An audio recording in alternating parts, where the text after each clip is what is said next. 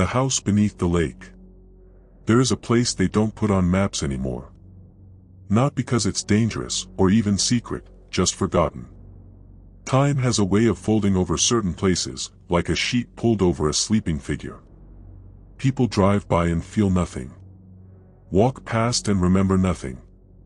And eventually, they stop noticing it all. But some still find it. People like Jonah. He wasn't looking for it, not really. Just passing through a nowhere town in the north, trying to get out of the city, out of his head. He'd been tired for months. The kind of tired that soaks into your bones. The kind that sleep won't cure. The innkeeper warned him not to take the north road by the lake. Roads closed. Washed out years ago, she said, handing him his key without looking up. Nothing out there but old water and older things. Jonah nodded, thanked her, and the next morning, took the road anyway. It was still there, mostly. Cracked and crawling with weeds, but passable. The fog sat heavy on the water, and the forest on either side leaned in like it was trying to listen. For the first hour, he saw nothing but mist and trees. Then the road dipped, and he saw the lake. It wasn't large. Maybe half a mile across. But still like glass. No ripples. No wind. And at the very center, he saw the top of a house. Just the roof, steep and black, like it had surfaced for a breath. Jonah stopped his car and stared. The fog clung to it like smoke. He couldn't see a reflection. The house didn't move. It simply was. Curiosity is a strange kind of itch. You don't always know when you're scratching at something dangerous. Jonah parked on the side of the road and made his way down to the shore. The water looked shallow, clearer than he expected. And strangely, impossibly cold. But he couldn't stop looking at the house. There was a small, weathered boat nearby. Half buried in reeds. He stepped inside. It didn't creak. Didn't resist. As though it had been waiting. He rowed without thinking. The lake didn't fight him. No current, no waves. Just silence. As he neared the house, he realized something was wrong. The roof wasn't submerged. The house was rising. Not out of the water, no. The lake was falling away. Like it was draining, quietly, just for him. The boat touched down on damp ground that hadn't seen daylight in 100 years. Moss-covered steps led to a half-open door. The air smelled of rust, and wet stone, and something sweet, rotted flowers, maybe. Jonah stepped inside. The house was silent. The furniture was intact. An armchair beside a blackened fireplace. A long mirror hung askew in the hallway. Family portraits that stared just past his eyes. Everything dripped. Not with water, but with stillness. As though it had all been paused mid-breath. He moved from room to room, unsure why he kept going. He should have left. But there was something in the stillness that called to him. In the basement, he found the first clue. A table. On it, a journal. The pages had stayed dry. The handwriting was neat. Old, but strong. We buried it under the house. Not out of cruelty, but necessity. The lake grew over it, drank it whole, and slept. But it dreams now. And in its dreaming, it remembers us. The page was signed only with a name, Jonah. He dropped the journal. His head throbbed. A pressure behind his eyes, like he'd been underwater too long. The air thickened. The shadows deepened. And from the mirror upstairs, something began to knock. Not hard. Not angry. Just patient. Tap. Tap. Tap. He climbed the stairs. The mirror stood where he left it. But now, it was full of water. Inside, a reflection of the house. But not the one he stood in. No, This one was alive. Candles burned on tables. Something moved past the windows. The fireplace glowed. And in the mirror, on the other side of the glass, someone was standing. Him. But older. And smiling. The reflection raised a hand, pressed it to the inside of the glass. Jonah, without meaning to, raised his own. Tap. Tap. Tap. He felt something cold on his shoulder. He turned. And saw only the house, waiting. They never found Jonah's car. Just the boat, back where it had been, dry and cracked, half buried in the reeds. And on still nights, if you walk the lake's edge and listen closely, you might hear the creak of old stairs, the whisper of forgotten rooms, and somewhere deep below the surface. Tap. Tap. Tap. But don't answer. Not unless you're ready to remember something the water made you forget. The Archivist. There's a library you've never heard of. You won't find it on maps. You won't see signs. You might pass the building without ever noticing it, because it doesn't want to be found by the wrong people. But sometimes it calls to the right ones. That's how Eleanor found it. She wasn't anyone important. Just a quiet woman in her early 40s who worked night shifts at a care home and spent her weekends feeding crows from her window. She didn't read much anymore. Her eyes had grown too tired, but she remembered the weight of books, the way they whispered when you turned a page, the way some stories lingered long after the last sentence. The night it began, Eleanor woke just after 3 a.m., with no sound and no memory of dreaming. She simply opened her eyes and felt something was missing. She rose, dressed quietly, and walked, not toward anything, just toward the dark. And somehow she ended up in front of the library. Didn't look right. The stone was darker than any she'd seen, almost blue in the moonlight. Vines crept across the front, but they weren't the gentle green of ivy. These were black and brittle, and they moved just slightly, as though swaying to music only they could hear.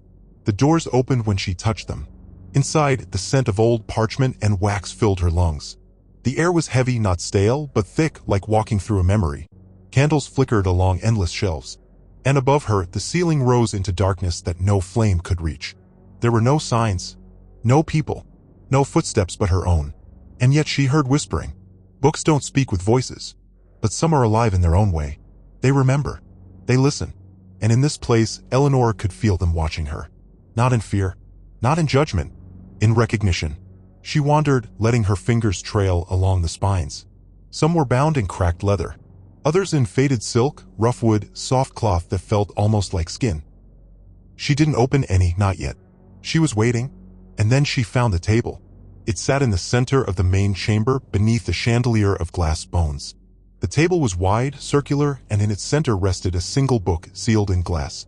No title, just a symbol, an eye with no iris. Something inside her shivered. As she leaned closer, the whispering grew louder. Not threatening, not even entirely in words. It was like a memory that didn't belong to her was brushing against her thoughts. Images flickered behind her eyes, faces she'd never seen, rooms she'd never entered, and something underground. She didn't touch the book, but the moment she turned away, a voice greeted her. Have you come to catalog what you've forgotten? She spun. A man stood by the shelves. Or something like a man. Tall, pale. His face was narrow, long, symmetrical in a way that made her stomach twist. His eyes were black, not in color, but in absence. Like ink had pooled inside them. He wore robes stitched with letters from no language she knew, and his hands were gloved, though the gloves looked like they might be made from pages. I'm the Archivist, he said, with a voice like paper tearing slowly. Everything that has ever been known passes through this place. Even the things people hide from themselves. Eleanor should have left. Should have run. But instead, she nodded. I don't remember why I'm here. He gestured, and a second book appeared on a pedestal of stone behind her. This one had her name etched on the spine. You were never meant to, he said. But you're ready now. She opened it. The room fell silent. And suddenly she remembered. The fire. The screams. The night it happened. She had been a child when the house burned. Everyone had said she survived by luck. But that wasn't true. Something had saved her. Not out of kindness. Out of interest. It had taken the memory in exchange. A memory of what lived beneath her childhood home. A door in the basement. A whisper through the cracks. A deal struck in shadows. The archivist watched her with something like approval. "You were promised," he said. "You were chosen." Eleanor felt it now, the pull of the shelves. The thousands of books unwritten. Stories trapped in minds that never spoke them aloud. Dreams buried in the minds of sleeping children. Nightmares only half remembered in morning light. The library needed a new caretaker, and Eleanor was tired of forgetting. So she stayed. Now, when people disappear for a time and return unable to describe where they've been, some say they stumbled across that hidden library. Some come back with poems on their arms they never wrote. Some wake with the scent of parchment in their hair. And some, rarely, never come back at all. Because the library chose them. And somewhere deep in its shelves, you might hear Eleanor walking softly, humming to herself, writing your forgotten memories into books you'll never read. But if you ever hear a voice just before sleep say, "You're ready now," know this, the archivist is waiting, and your story is next. The Whispering House. There's a house at the edge of a forest, just far enough from the nearest town that no one ever questions why its windows are always dark. It's not abandoned. Not exactly. The grass is always trimmed, the gate always swings closed behind you, and the old lantern above the door sometimes flickers to life when fog rolls in. People say it's been there for centuries, long before the town, long before roads, long before the trees had roots. The house belongs to no one, and everyone. Some say it waits for visitors. Others say it remembers them. A woman named Mira once stayed there, drawn by a strange, quiet invitation. It came not in words, but in dreams. She never told anyone. She simply packed and left, following an invisible thread through the woods until she found the crooked gate and the empty porch. The door opened on its own. Inside, it was warm still. There was no dust, no spiders. Just rooms waiting. The air had the scent of old paper and dried lavender. And something else, barely there, a faint scent like wet earth or ash. Mira stayed the night. The bed was soft, impossibly so. The sheets cool and whisper thin. She fell asleep quickly, despite the low creaking of the floorboards above her. Despite the way the candle beside her guttered as though breathing. She dreamed of a girl who looked just like her. Same eyes. Same voice. Sitting at the same window. But the dream version of her was older. Tired. Watching the woods. The dream girl whispered, "Don't wake up yet. You're not done dreaming." When Mira woke, it was still night. She rose quietly and wandered the halls. The house was bigger now, longer, stretching like a shadow. Doors she hadn't seen before lined the corridor. One of them was cracked open. Inside was a mirror, old, warped, and in it, a dozen versions of herself, all standing still, all facing away from the mirror, as if waiting for something behind them. Only one turned to look. Only one whispered, "Sleep well. It's not time yet." Mira never left the house, but some say you can still hear her, gently pacing the upper floor as you fall asleep, waiting for someone else to follow the dream road back to the Whispering House. And if you ever hear a knock at your window late at night, quiet, polite, 3 taps only, try not to answer. She might just be checking to see if it's time. Floor 7 doesn't exist. HR called it a glitch. That's what the email said. Please disregard any elevator stops on floor 7. This is a software glitch. No employees are assigned to this floor. Which was odd, because Anna had just come from floor 7. She remembered it clearly, gray carpet, flickering fluorescence, some cubicles half assembled. It looked like a department had moved out. Or in. She was trying to deliver a flash drive to S. Duncan, whose office was listed in the internal directory as 7B. She rode the elevator up, got off at 7, found the door with his name on it. But the room was cold, and Duncan wasn't there. Just a desk lamp, left on. And that hum. A low mechanical sound, like something old trying to breathe. She left the drive on his desk and returned to her own floor, 9. By noon, that email hit her inbox. Subject, Elevator Advisory. Please disregard any elevator stops on floor 7.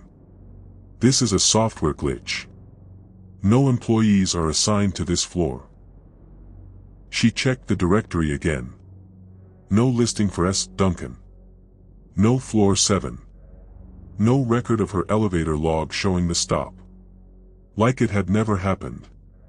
Day 2. Anna brought it up at lunch. Did we ever have a floor 7? She asked. Lena from accounts wrinkled her nose. You mean in this building? No. It skips from 6 to 8. Like a hotel. But I've been on it, Anna said. Yesterday.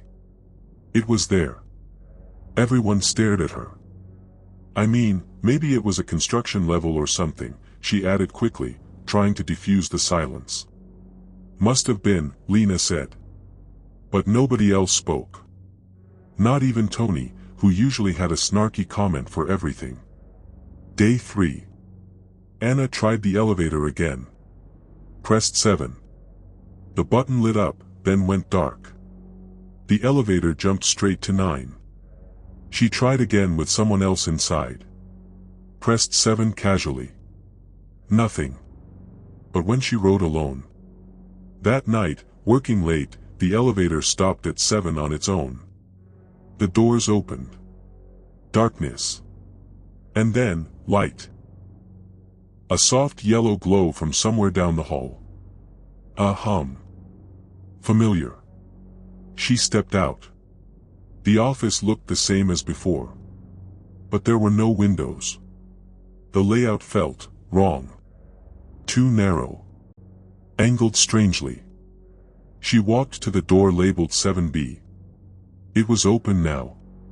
Inside, a desk. A chair. A phone that was off the hook. And a note, written in neat block letters. Do not stay past the third hum. Anna blinked. Took a step back. The lights overhead buzzed once. A flicker. Then again. Longer this time. She backed out of the room. The third hum came like a wave through the walls, deep, vibrating, like a subway under concrete. She ran. Day 4. The next morning, 7 didn't exist again. Anna checked every directory, floor plan, maintenance record. All skipped from 6 to 8. But then she found an old fire evacuation map in a dusty hallway display case. There it was. Floor 7. Marked in red. Labeled, Archive/Legacy OPS. Below it, faintly written in pen. Duncan, S., do not remove. She started having dreams. Always the same, a hallway of flickering lights. A phone ringing. A voice, muffled through static, whispering her name over and over, Anna. Anna. Come back. It's not finished. Day 5. Her boss asked to speak with her. You've been off, he said. Distracted. You sure everything's all right? She nodded. He leaned forward. Listen. Just between us. If you ever do get to floor 7 again, don't go in the offices. Don't talk to anyone. Anna froze. Wait, what? He smiled. Just a glitch, he said. You understand. That night, she waited until everyone left. Rode the elevator down this time. Pressed 7. It opened immediately. Lights flickering, that same hum already vibrating the air. The layout had changed again. Now it looked like her own floor, 9, except, mirrored. Everything reversed. Desks in the wrong place. Stairwell on the wrong side. She heard someone typing. Not from a computer. From a typewriter. She followed the sound, deeper into the corridor. Room 7B was gone. In its place, a long open-plan space. Dozens of desks. At each one sat a person. Still. Silent. All facing away. Each typing on a typewriter. Clack. Clack. Clack. Same rhythm. Same words, over and over. Anna crept closer to the nearest one. A pale man, suit too big, back perfectly straight. She looked over his shoulder. On the page. We do not leave. We do not leave. We do not. The hum returned. A third time. All the heads turned. At once. They had no faces. Just wide, dry smiles. Anna turned and ran. The hallway behind her had lengthened. Doors melted into walls. The lights pulsed red. She hit the elevator. Jammed the button. It opened. And inside stood S. Duncan. Older than she expected. Gaunt. Eyes like melted wax. You're not supposed to be here yet, he said softly. They notice attention. The lights flickered a fourth time. His face twisted. He screamed, not in fear, but in warning. Stop looking for floor 7. Anna woke up in her bed. Clothes still on. Phone dead. Email inbox empty. She drove to the office. The building was closed. Chains on the doors. Notices of emergency remediation for toxic exposure on maintenance level. News report said it was mold. Air quality failure. Entire tower condemned. No mention of floor 7. No mention of employees. Except for one photo, buried in an article online. A grainy shot of the evacuation crew. And in the background. Room 7B. Door cracked open. Light flickering. A figure just visible through the glass. Watching.